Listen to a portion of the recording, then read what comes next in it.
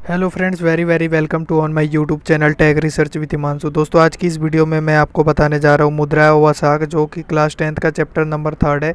वो एक बहुत इंपॉर्टेंट चैप्टर है जो कि आपको हर फील्ड में यूज़ करेगा। वो आपको बाद में, अगर आप 11th में अगर इकोनॉमिक्स लेते हो तो उसमें भी यूजेबल है। और ये एक बहुत ज़्यादा महत्वपूर्ण चैप्टर है क्योंकि इससे हमारे भारत की अर्थव्यवस्था का भी निर्धारण होता है। तो दोस्तों, आज हम इस वीडियो में आपको मुद्रा एवं साख, मनी एवं क्रेडिट के बारे में बताने जा रहे हैं। आप दोस्तों बोलेंगे तो मैं इसका इंग्लिश वर्जन भी ला दूंगा। अभी मैं हिंदी में पढ़ा रहा हूँ और कुछ इंपॉर्टेंट नोट्स बना रखा है, उसके तौर पर हम इस चैप्टर को ईजिली से पढ़ने का प्रयास करते हैं। तो दोस्तों चलिए आज की हम इस वीडियो को शुरू करते हैं। तो दोस्तों, सबसे पहले हमारा आता है कि वस्तुओं के बदले वस्तुओं का लेन देन वस्तु विनिमय प्रणाली कहलाता है। ये एक बहुत इंपॉर्टेंट क्वेश्चन है कि विनिमय प्रणाली क्या होता है। तो वस्तुओं के बदले वस्तुओं का लेन देन ही विनिमय प्रणाली कहलाता है। दोस्तों, जब बहुत पुराने समय में जब हमारे पास सिक्के नहीं हुआ करते थे तो हम एक वस्तु के बदले दूसरे वस्तु का आदान प्रदान करके ही अपने वस्तु विनिमय प्रणाली का यूज करते थे।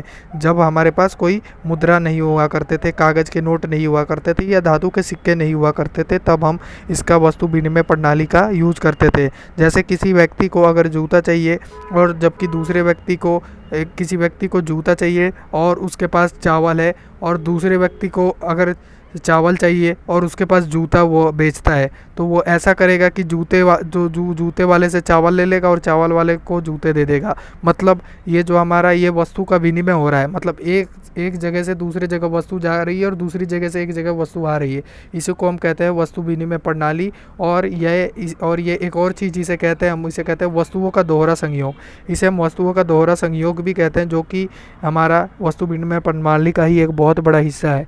तो दोस्तों, ये होता है हमारा वस्तु विनिमय प्रणाली। और दोस्तों, दूसरा है मुद्रा के आविष्कार से वस्तु विनिमय प्रणाली की सबसे बड़ी कठिनाई, आवश्यकताओं का दोहरा संयोग का समाधान संभव हुआ। तो दोस्तों, सबसे पहले उस समय क्या होता था पुराने ज़माने में कि हम उसी से दोहरा संयोग, मतलब दोहरा संयोग का मतलब एक वस्तु को दूसरे वस्तु को दे सकते हैं, क्योंकि अगर वो उसकी भी सहमति होनी चाहिए। दोस्तों, ऐसा तो नहीं है ना आप ज़बरदस्ती कहेंगे कि भाई तुझे लेना ही पड़ेगा और तुझे वो वाली चीज़ देनी पड़ेगी। नहीं, उसकी भी मर्जी होनी चाहिए, आपसी मतलब तालमेल बैठाना चाहिए, तभी वस्तुओं का दोहरा संयोग संभव है, नहीं तो ऐसे संभव नहीं हो पाता। तो ऐसे बड़ी कठिनाइयाँ आती थी और लोगों को बहुत दिन लग जाते थे अपनी रोज़मर्रा की ज़िंदगी में काम आने वाले चीज़ों को ढूंढने में। तो दोस्तों, इस समाधान का सॉल्यूशन तब हुआ जब हमें कागज़ का, मुद्राओं का और धातुओं का जब विकास हुआ, धातुओं के सिक्कों का विकास हुआ, तब इस समस्या का भी समाधान हो गया।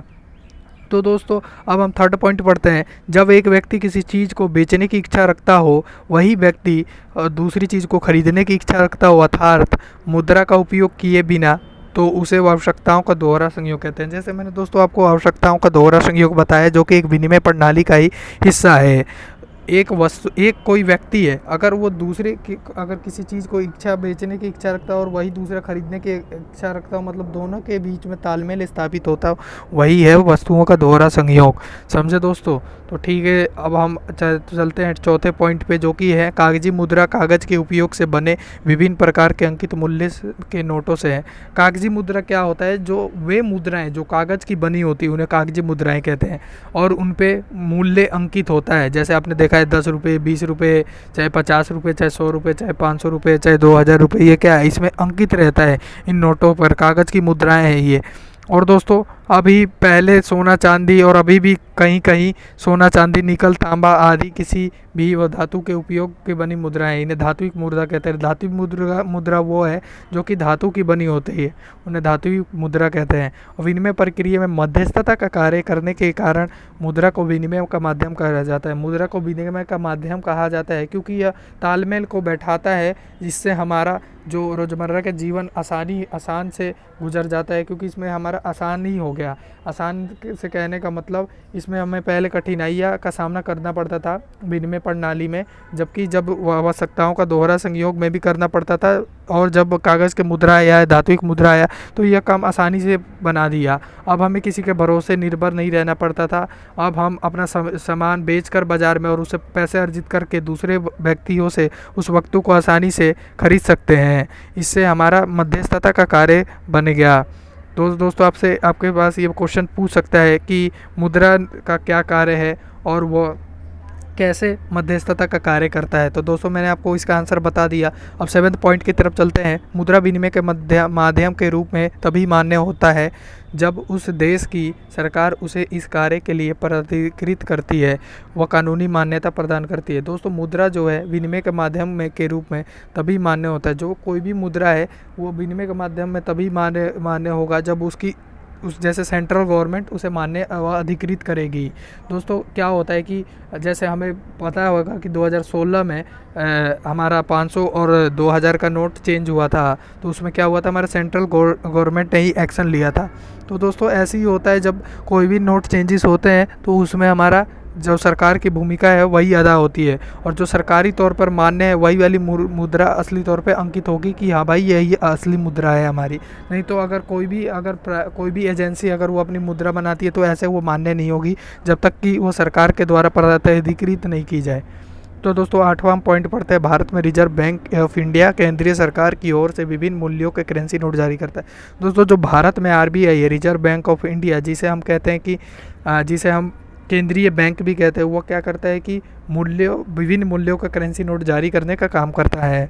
और दोस्तों 9वां पॉइंट है हमारा, उधार देने व निवेश करने के अध्याय से जनता का मांग पर या चेक पर के माध्यम से राष्ट्रीय व अंतर्राष्ट्रीय जमाएं स्वीकार करके बैंक को कहते हैं। और 10वां पॉइंट है कि बैंक, सहकारी समितियाँ आदि ऋण के औपचारिक स्रोत हैं। दोस्तों हम कोई भी लोन लेते हैं उसके दो स्रोत होते हैं। पहला एक औपचारिक स्रोत और एक होता है अनौपचारिक स्रोत।